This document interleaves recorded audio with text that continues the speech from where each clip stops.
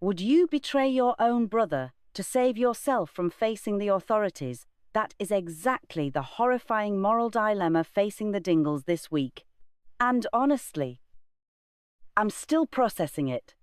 We are looking at a betrayal so deep, it might actually fracture this family forever. Is Cain being set up for an unthinkable act? Or is a much darker conspiracy brewing in the village?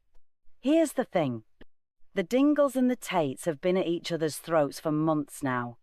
Joe Tate played incredibly dirty to ruin the reputation of Butler's farm. But Moira walking away from the farm wasn't a surrender to Joe. She did it because Cain is fighting the health battle of his life. That shows where her true priorities are. Doesn't it? It's not about the money, it's about family survival. But the resentment is thick right now. Cain and the boys are stuffed into wishing well, while Robert Sugden plays Lord of the Manor at their old home. The Dingles feel like their legacy was stolen. Enter Lydia.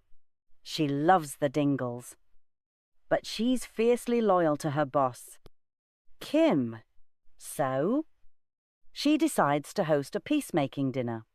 Now, Graham warns Kim not to go, and frankly, Graham is usually right about these things. Kim going into the Dingle house isn't about making peace, it's pure arrogance. She wants to prove she isn't intimidated. The dinner actually starts out okay. But wait, it gets crazier. Out of nowhere, Kim suffers a massive, sudden medical emergency right at the table. She collapses, entirely unable to breathe, and in a twist I did not see coming. It's actually Cain and Liam who rush her to the hospital. Think about that for a second.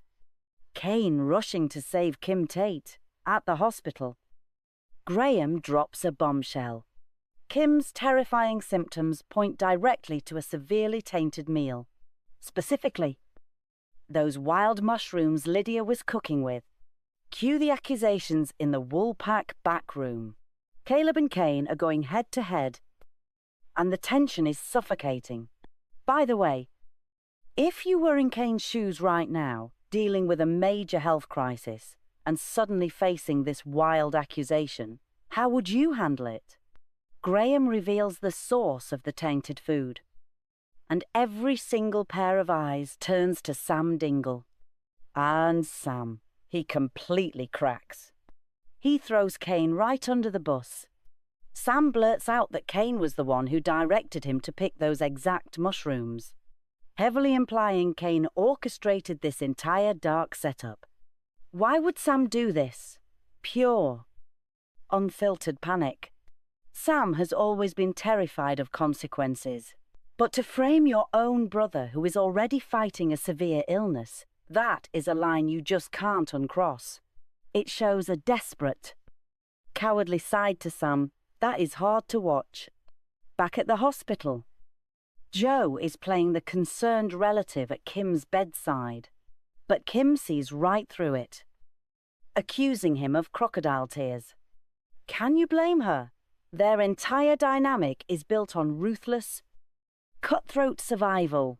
Let me know who you think is really pulling the strings here.